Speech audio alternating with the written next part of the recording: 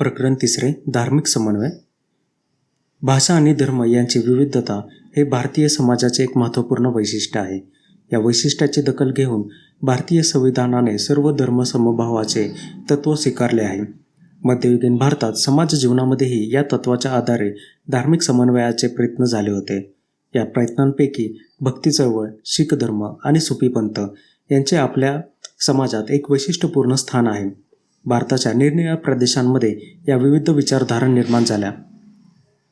त्यांनी ईश्वर भक्तीबरोबरच धार्मिक आणि सांप्रदायिक समन्वयावरती भर दिला. या संबंधीची माहिती आपण या पाठात घेणार आहोत. भारतीय धर्मजीवनात प्रारंभी कर्मकांड आणि ब्रह्मज्ञान यांच्यावर विशेष भर होता. मध्ययुगात हे दोन्ही मार्ग मागे पडून भक्ती मार्गास महत्त्व आले. या मार्गात अधिकार भेदांचे फाजील महत्त्व नसल्याने धार्मिक समन्वयाला आणखी चालना मिळाली.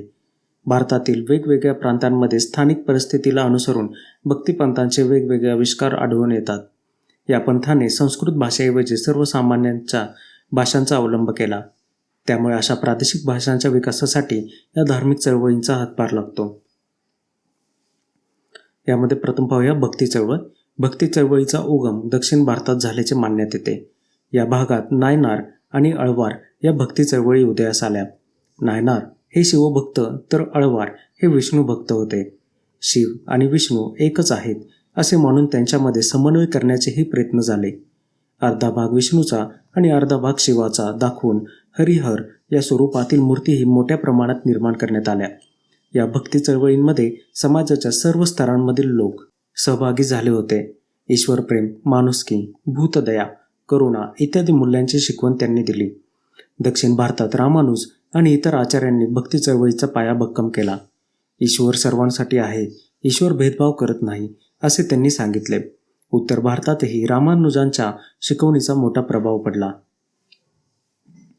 उत्तर भारतात संत रामानंद यांनी भक्तीचे महत्त्व सांगितले. संत कबीर हे भक्ती चळवळीतील एक विख्यात संत होय. त्यांनी तीर्थक्षेत्रे, व्रते, मूर्तीपूजा यांना महत्त्व दिले नाही. सत्यालाच ईश्वर मानले. सर्व मानव एक आहेत अशी शिकवण त्यांनी दिली. जातीभेद, पंथभेद, धर्मभेद मानले नाहीत. त्यांना हिंदू मुस्लिमांचे ऐक्य साधायचे होते. त्यांनी हिंदू आणि मुस्लिम अशा दोन्ही धर्मातील कट्टर लोकांना कडक शब्दात फटकारले. बंगालमध्ये चैतन्य महाप्रभू यांनी कृष्ण भक्तीचे महत्त्व सांगितले. त्यांच्या उपदेशामुळे लोक जातीची आणि पंथाची बंधने ओलांडून भक्ती चळवळीत सहभागी झाले. चैतन्य महाप्रभूंच्या प्रभावाने शंकरदेव यांनी आसाममध्ये कृष्ण भक्तीचा प्रसार केला. गुजरातमध्ये संत नरसिंह मेहता हे प्रसिद्ध वैष्णव संत होऊन गेले. ते निसम्मी कृष्ण भक्त होते. त्यांनी समतेचा संदेश दिला.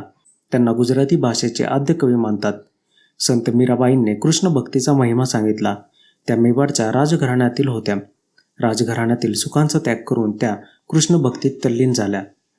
राजस्थानी व गुजराती भाषांमध्ये त्यांनी भक्ती रचना केल्या. त्यांची भक्तिगीते भक्ती, सहिष्णुता व मानवता यांचे संदेश देणारे आहेत.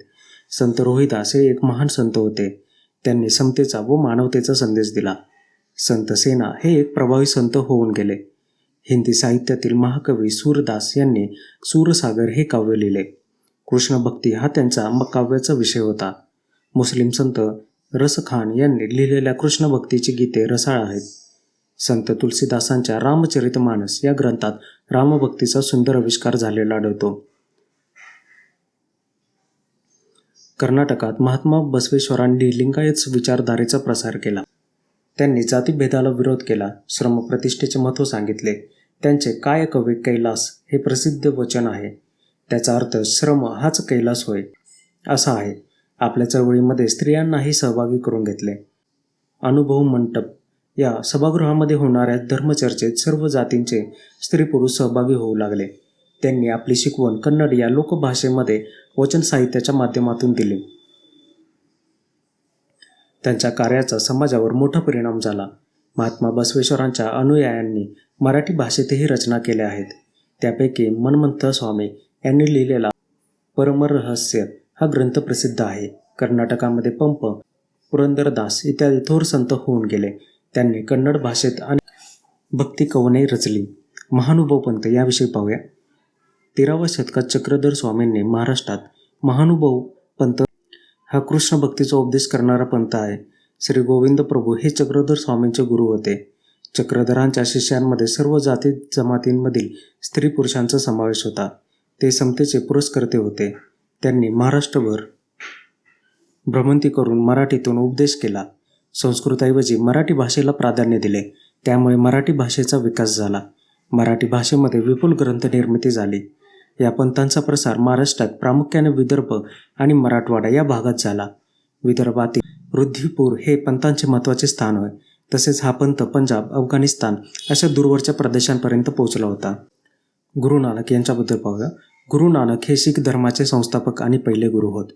धार्मिक समन्वयाचा एक मोठा प्रयत्न म्हणून त्यांच्या कार्याचा उल्लेख करावा लागेल. त्यांनी हिंदू आणि मुस्लिम या दोन्ही धर्माच्या विविध तीर्थक्षेत्रांना भेटी दिल्या. ते मक्केलाही गेले होते. भक्तिभावना सगळीकडे सारखीच आहे ही गोष्ट त्यांच्या लक्षात आली. सर्वांशी सारखेपणाने वागावे अशी त्यांची शिकवण होती. हिंदू आणि मुस्लिम यांचे ऐक्य साधावे यासाठी त्यांनी उपदेश केला. शुद्ध आचरणावर भर दिला. गुरु नानकांच्या उपदेशाचे अनेक लोक प्रभावित झाले. त्यांच्या शिष्यांची संख्या दिवसेंदिवस वाढत गेली. गुरु नानकांच्या अनुयायांना शिष्य म्हणजे शीख असे म्हणतात. गुरु ग्रंथ साहिब हा शीखांचा पवित्र ग्रंथ आहे. या ग्रंथामध्ये स्वतः गुरु नानक, संत नामदेव, संत कबीर इत्यादी संतांच्या रचनांचा समावेश आहे. गुरु नानकांवर शीखांचे 9 गुरु झाले आहे. गुरु गोविंद सिंग हे शीखांचे 10वे गुरु होत. त्याच्यानंतरनं सर्व शीख गुरु गोविंद सिंगांच्या आज्ञेप्रमाणे गुरु ग्रंथ साहिब या धर्मग्रंथालाच गुरु मानू लागले. आणि शेवटचा आहे सुफी पंथ. सुफी हा इस्लाममधील एक पंथ होय. परमेश्वर प्रेममय आहे. प्रेम व भक्ती या मार्गानेच परमेश्वरापर्यंत पोहोचता येते अशी सुफी साधूंची श्रद्धा होती. सर्व प्राणीमित्रांवर प्रेम करावे, परमेश्वराचे चिंतन करावे, साधेपणाने राहावे अशी त्यांची शिकवण होती. ख्वाजा मोइनुद्दीन चिश्ती, शेख निजामुद्दीन औलिया हे थोर सुफी संत होत. सुफी संतांच्या उपदेशामुळे हिंदू मुस्लिम समाजात ऐक्य निर्माण झाले. भारतीय संगीतातील सुफी संगीत परंपरेने मोलाची भर घातली आहे. संतांनी सांगितलेला भक्तिमार्ग सर्वसामान्यांना आचरणात सोपा होता. सर्व स्त्रीपुरुषांना भक्ती चळवळीमध्ये प्रवेश होता. संतांनी आपले विचार लोकभाषेतून मांडले. सर्वसामान्य लोकांना ते अधिक जवळचे वाटले. भारतीय संस्कृतीची जी जडणघडण झाली तिच्यामध्ये भक्तिमार्गाचा फार मोठा वाटा आहे. तर हे होते आपले प्रकरण 3 धार्मिक समन्वय. व्हिडिओ आवडल्यास लाईक, सबस्क्राईब आणि शेअर करा. धन्यवाद.